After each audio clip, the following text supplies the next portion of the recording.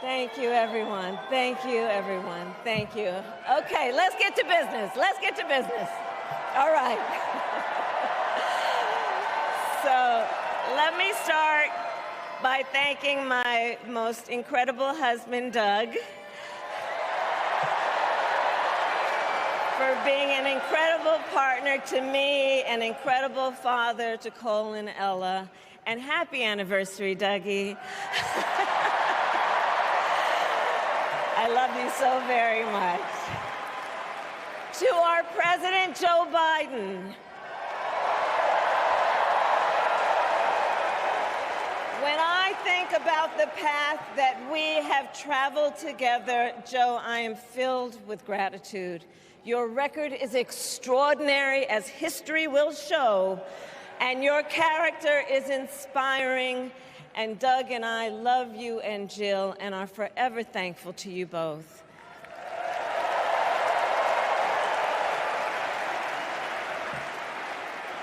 And to Coach Tim Walz,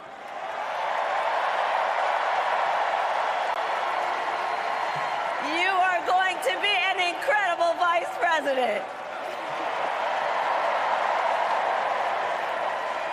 And to the delegates and everyone who has put your faith in our campaign, your support is humbling.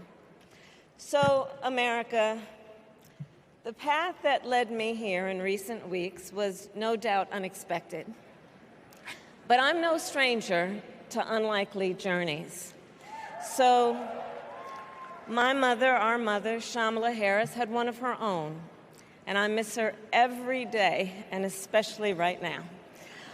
And I know she's looking down, smiling. I know that. So my mother was 19 when she crossed the world alone, traveling from India to California with an unshakable dream to be the scientist who would cure breast cancer. When she finished school, she was supposed to return home to a traditional arranged marriage. But as fate would have it, she met my father, Donald Harris, a student from Jamaica. They fell in love and got married, and that act of self-determination made my sister Maya and me. Growing up, we moved a lot. I will always remember that big Mayflower truck packed with all our belongings, ready to go to Illinois, to Wisconsin, and wherever our parents' jobs took us. My early memories of our parents together are very joyful ones. A home filled with laughter and music, Aretha, Coltrane, and Miles. At the park, my mother would say, "Stay close." But my father would say, as he smiled, "Run, Kamala, run. Don't be afraid. Don't let anything stop you."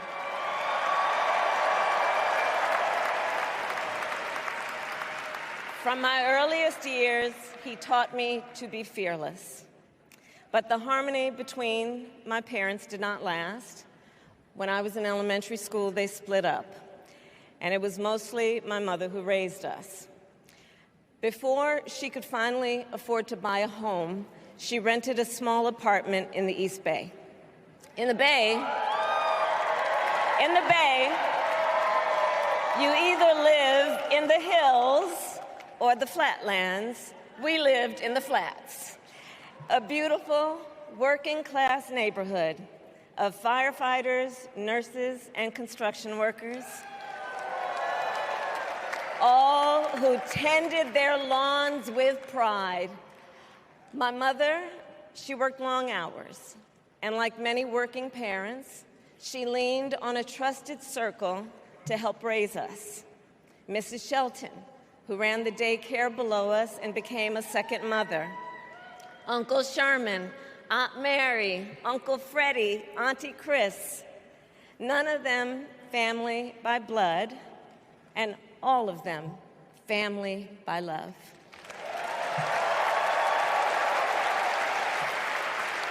family who taught us how to make gumbo, how to play chess, and sometimes even let us win.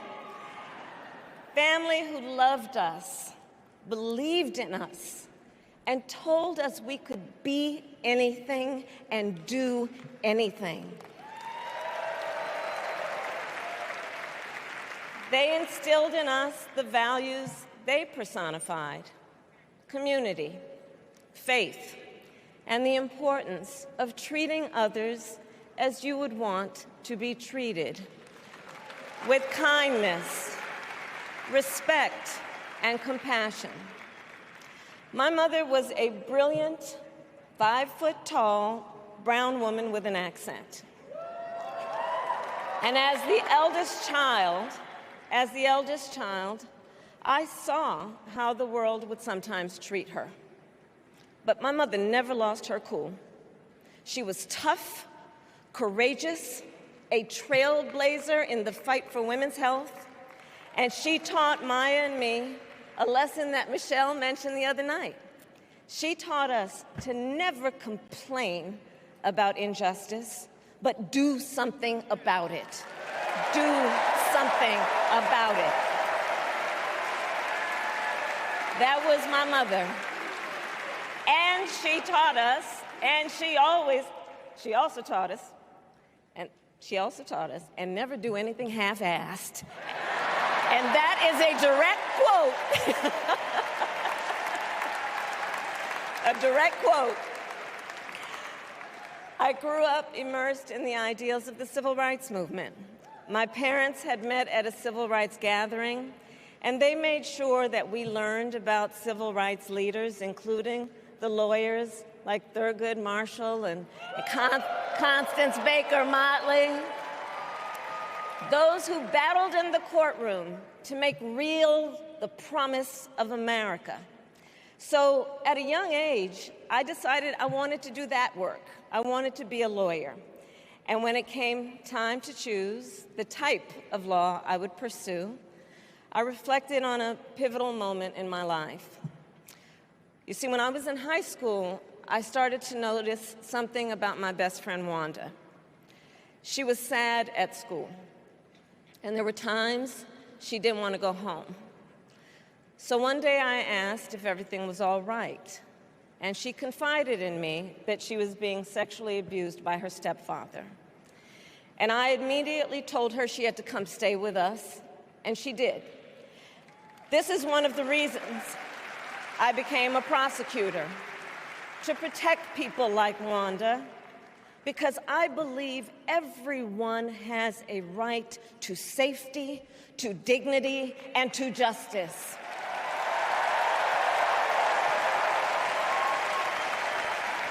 As a prosecutor, when I had a case, I charged it not in the name of the victim, but in the name of the people. For a simple reason. In our system of justice, a harm against any one of us is a harm against all of us.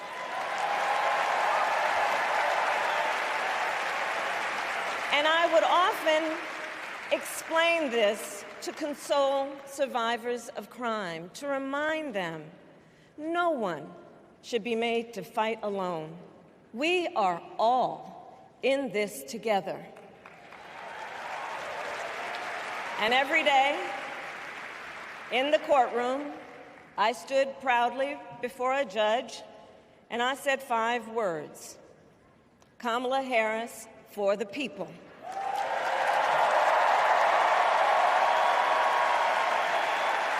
And to be clear, my entire career, I've only had one client, the people.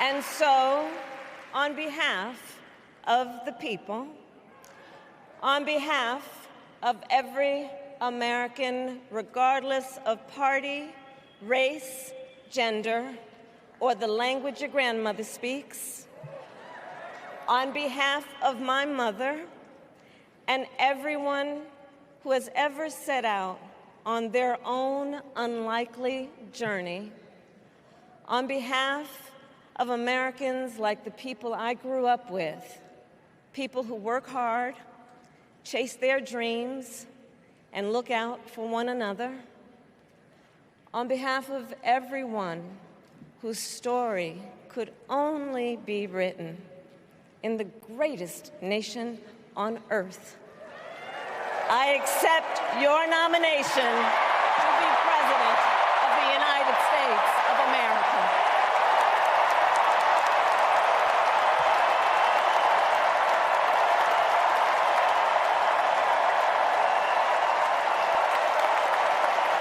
And with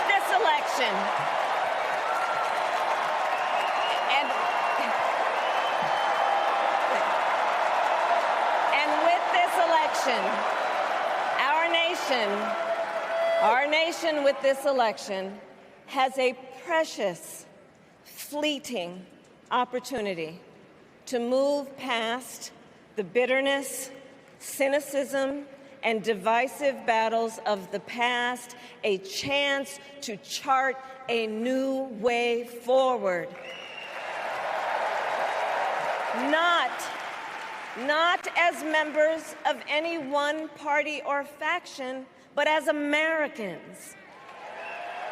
And let me say, I know there are people of various political views watching tonight, and I want you to know, I promise to be a president for all Americans. You can always trust me to put country above party and self, to hold sacred America's fundamental principles, from the rule of law to free and fair elections to the peaceful transfer of power.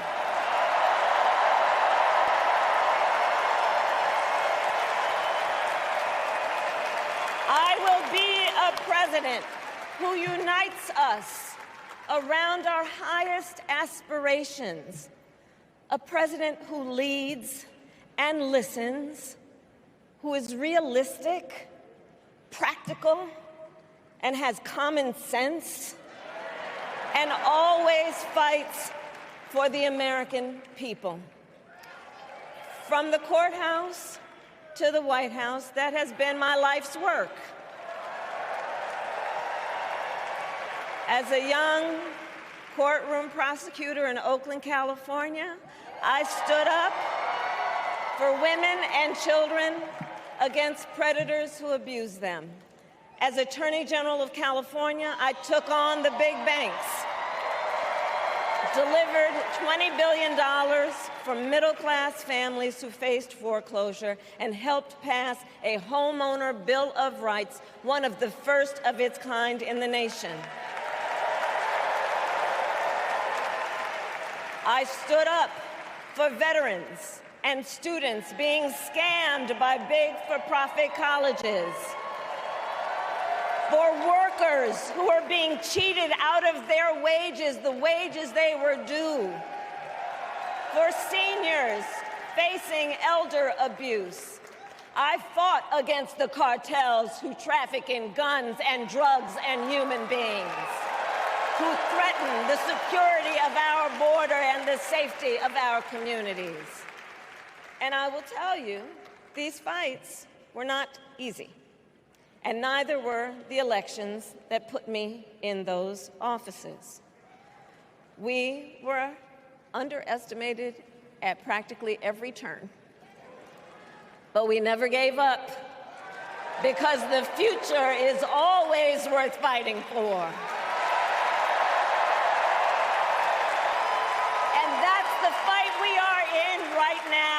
A fight for America's future.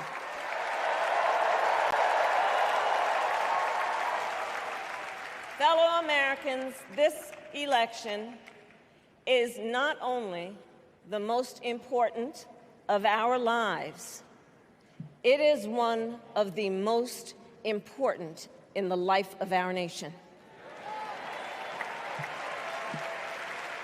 In many ways, Donald Trump is an unserious man. But the consequences But the consequences of putting Donald Trump back in the White House are extremely serious. Consider not only the chaos and calamity when he was in office, but also the gravity of what has happened since he lost the last election. Donald Trump tried to throw away your votes. When he failed, he sent an armed mob to the United States Capitol, where they assaulted law enforcement officers. When politicians in his own party begged him to call off the mob and send help, he did the opposite. He fanned the flames. And now, for an entirely different set of crimes, he was found guilty of fraud by a jury of everyday Americans and separately found liable for committing sexual abuse. And consider what he intends to do if we give him power again. Consider his explicit intent to set free violent extremists who assaulted those law enforcement officers at the Capitol. His explicit intent to jail journalists, political opponents, and anyone he sees as the enemy. His explicit intent to deploy our active duty military against our own citizens. Consider the power he will have, especially after the United States Supreme Court just ruled that he would be immune from criminal prosecution. Just imagine Donald Trump with no guardrails,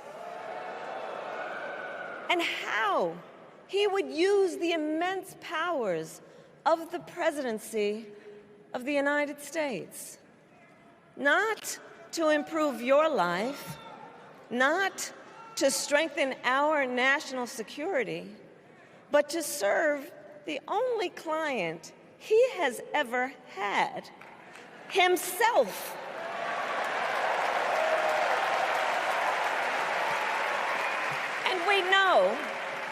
And we know what a second Trump term would look like. It's all laid out in Project 2025, written by his closest advisors, and its sum total is to pull our country back to the past. But America, we are not going back. We are not going back. We are not going back. We are not going back to when Donald Trump tried to cut Social Security and Medicare. We are not going back to when he tried to get rid of the Affordable Care Act, when insurance companies could deny people with pre-existing conditions. We are not going to let him eliminate the Department of Education that funds our public schools. We are not going to let him end programs like Head Start that provide preschool and child care for our children. America, we are not going back.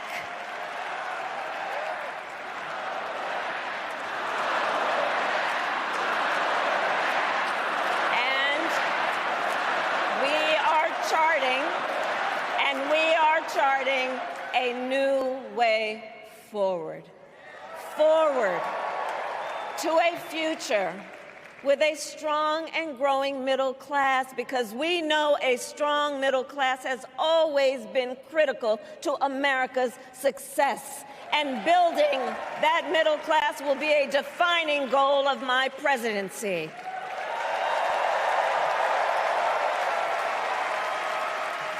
And I'll tell you, this is personal for me.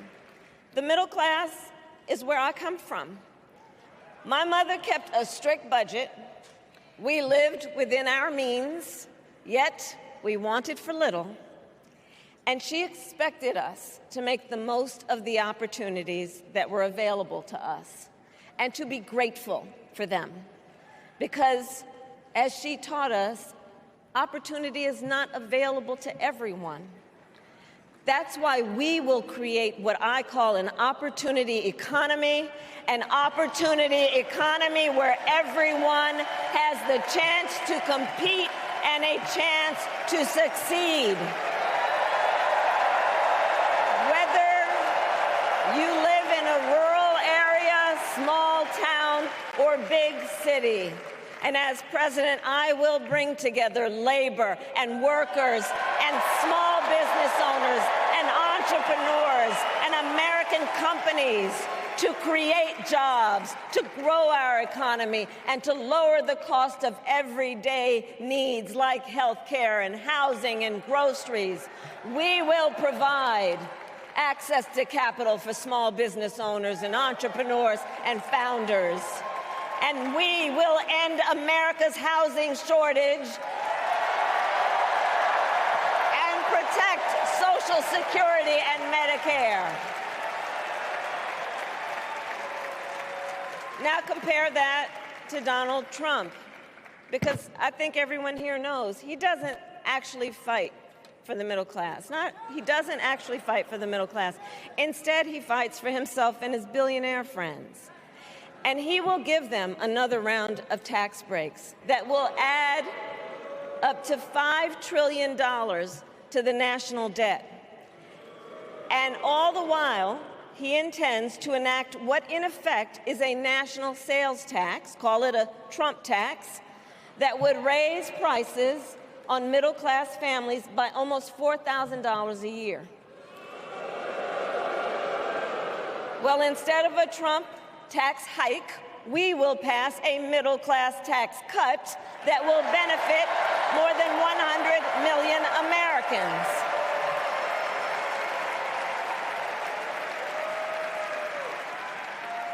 Friends, I believe America cannot truly be prosperous unless Americans are fully able to make their own decisions about their own lives, especially on matters of heart and home. But tonight, in America, too many women are not able to make those decisions. And let's be clear about how we got here. Donald Trump handpicked members of the United States Supreme Court to take away reproductive freedom. And now he brags about it. In his words, quote, "I did it and I'm proud to have done it," end quote. Well, I'll tell you, over the past 2 years, I've traveled across our country, and women have told me their stories. Husbands and fathers have shared theirs. Stories of women miscarrying in a parking lot, developing sepsis, losing the ability to ever again have children, all because doctors are afraid they may go to jail for caring for their patients. Couples just trying to grow their family, cut off in the middle of IVF treatments. Children who have survived sexual assault, potentially being forced to carry a pregnancy to term. This is what's happening in our country because of Donald Trump. And understand, he is not done. As a part of his agenda, he and his allies would limit access to birth control, ban medication abortion, and enact a nationwide abortion ban with or without Congress. And get this, he plans to create a national anti-abortion coordinator and force states to report on women's miscarriages and abortions. Simply put, they are out of their minds.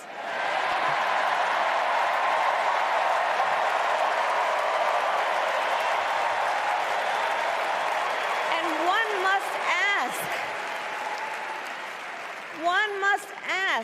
Why exactly is it that they don't trust women? Well, we trust women. We trust women. And when Congress passes a bill to restore reproductive freedom, as President of the United States, I will proudly sign it into law.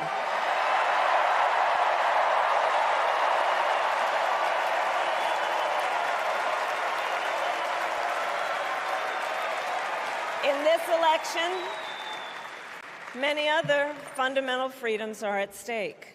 The freedom to live safe from gun violence in our schools, communities, and places of worship. The freedom to love who you love openly and with pride. The freedom to breathe clean air and drink clean water and live free from the pollution that fuels the climate crisis. And the freedom that unlocks all the others, the freedom to vote.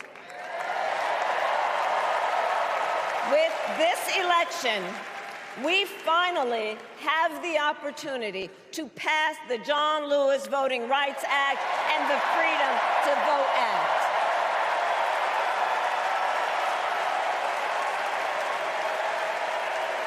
And let me be clear. After decades in law enforcement, I know the importance of safety and security, especially at our border. Last year, Joe and I brought together Democrats and conservative Republicans to write the strongest border bill in decades. The Border Patrol endorsed it.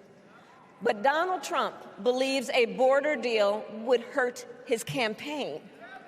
So he ordered his allies in Congress to kill the deal. Well, I refuse to play politics with our security. And here is my pledge to you. As president, I will bring back the bipartisan border security bill that he killed, and I will sign it into law. I know we can live up to our proud heritage as a nation of immigrants and reform our broken immigration system. We can create an earned pathway to citizenship and secure our border.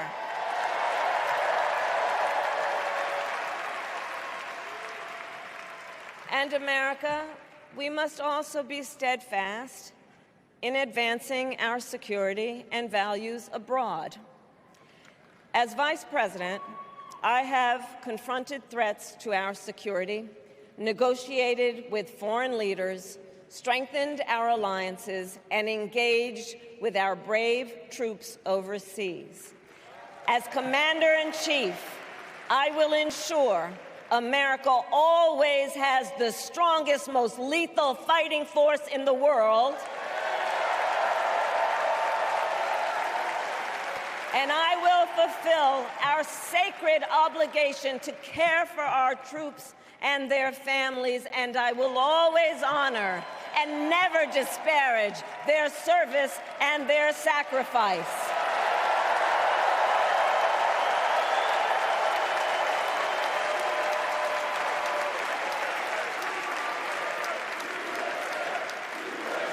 I will make sure that we lead the world into the future on space and artificial intelligence, that America, not China, wins the competition for the 21st century, and that we strengthen, not abdicate, our global leadership. Trump, on the other hand, threatened to abandon NATO. He encouraged Putin to invade our allies, said Russia could, quote, do whatever the hell they want. 5 days before Russia attacked Ukraine, I met with President Zelensky to warn him about Russia's plan to invade. I helped mobilize a global response, over 50 countries, to defend against Putin's aggression. And as president, President, I will stand strong with Ukraine and our NATO allies.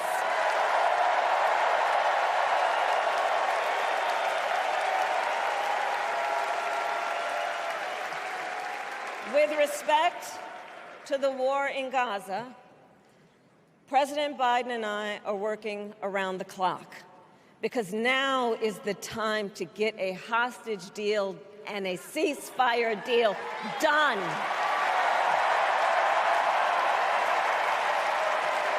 And let me be clear, I will always stand up for Israel's right to defend itself, and I will always ensure Israel has the ability to defend itself, because the people of Israel must never again face the horror that a terrorist organization called Hamas caused on October 7, including unspeakable sexual violence and the massacre of young people at a music festival. At the same time, what has happened in Gaza over the past 10 months is devastating. So many innocent lives lost. Desperate, hungry people fleeing for safety over and over again. The scale of suffering is heartbreaking. President Biden and I are working to end this war such that Israel is secure, the hostages are released, the suffering in Gaza ends, and the Palestinian people can realize their right to dignity, security, freedom, and self-determination.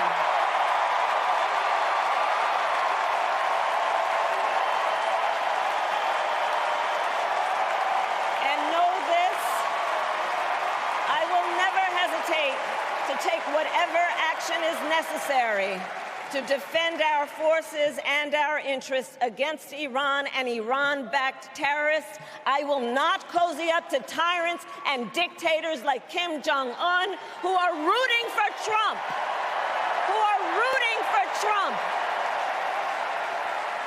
Because, you know, they know he is easy to manipulate with flattery and favors. They know Trump won't hold autocrats accountable because he wants to be an autocrat himself. And as president, I will never waver in defense of America's security and ideals, because in the enduring struggle between democracy and tyranny, I know where I stand and I know where the United States belongs.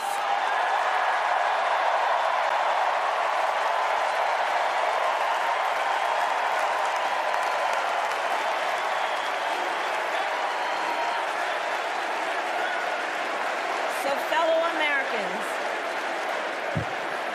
Americans, I love our country with all my heart. Everywhere I go, in everyone I meet, I see a nation that is ready to move forward, ready for the next step in the incredible journey that is America. I see an America where we hold fast to the fearless belief that built our nation and inspired the world, that here, in this country, anything is possible, that nothing is out of reach. An America where we care for one another, look out for one another, and recognize that we have so much more in common than what separates us. That none of us has to fail for all of us to succeed. And that in unity there is strength. You know, our opponents in this race are out there every day denigrating America, talking about how terrible everything is. Well, my mother had another lesson she used to teach. Never let anyone tell you who you are. You show them who you are. America, let us show each other and the world who we are and what we stand for. Freedom, opportunity, compassion, dignity, fairness, and endless possibilities.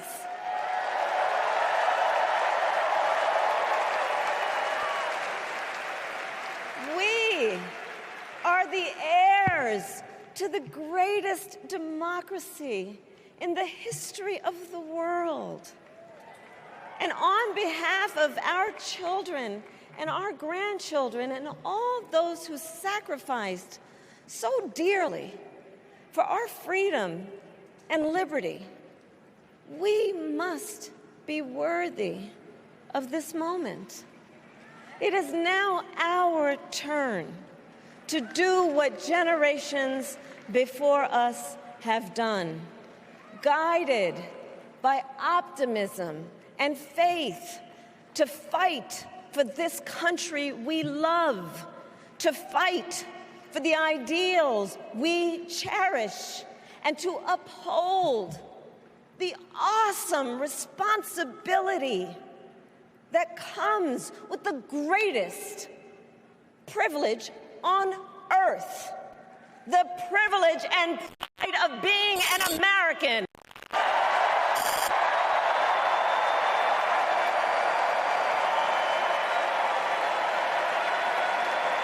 So let's get out there, let's fight for it, let's get out there, let's vote for it, and together let us write the next great chapter in the most extraordinary story ever told.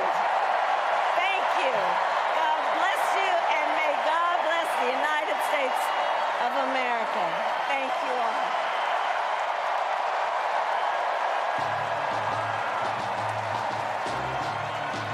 Thanks for watching. Stay updated about breaking news and top stories on the NBC News app or follow us on social media.